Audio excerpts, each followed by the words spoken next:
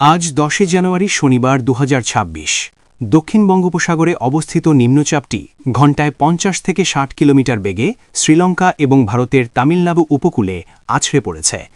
ভয়ানক বৃষ্টিপাতের সাথে বইছে প্রবল ঝড়ো হাওয়া। নিম্নচাপটির অগ্রভাগের মেঘমালা ইতিমধ্যেই দেশের কয়েকটি জেলায় প্রবেশ করেছে, যার কারণে আকাশ আংশিক মেঘলা হয়ে যেতে পারে, তবে বৃষ্টিপাতের সম্ভাবনা নেই।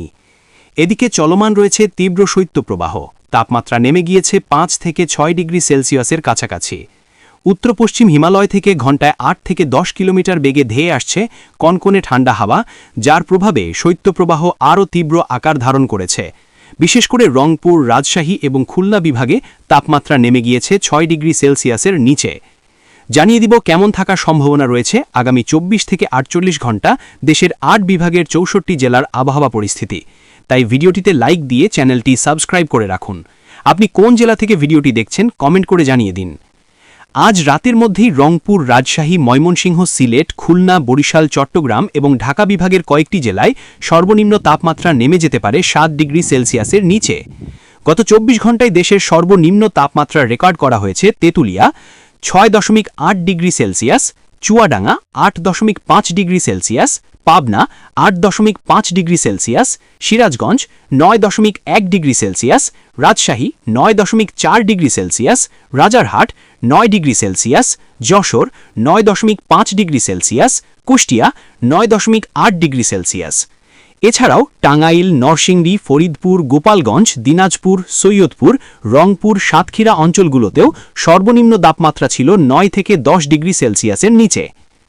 আবহাওয়াবিদ ডক্টর মোহাম্মদ ওমর ফারুক জানিয়েছেন, 10 জানুয়ারি শনিবার আংশিক মেঘলা আকাশসহ সারা দেশের আবহাওয়া শুষ্ক থাকতে পারে এবং মধ্যরাত থেকে সকাল পর্যন্ত ঘন কুয়াশা পড়তে পারে। কোথাও কোথাও কুয়াশা দুপুর পর্যন্ত থাকতে পারে, তাই যানবাহন চলাচলে এবং নৌ চলাচলে বিশেষ সতর্কতা অবলম্বন করার নির্দেশ দেওয়া হয়েছে।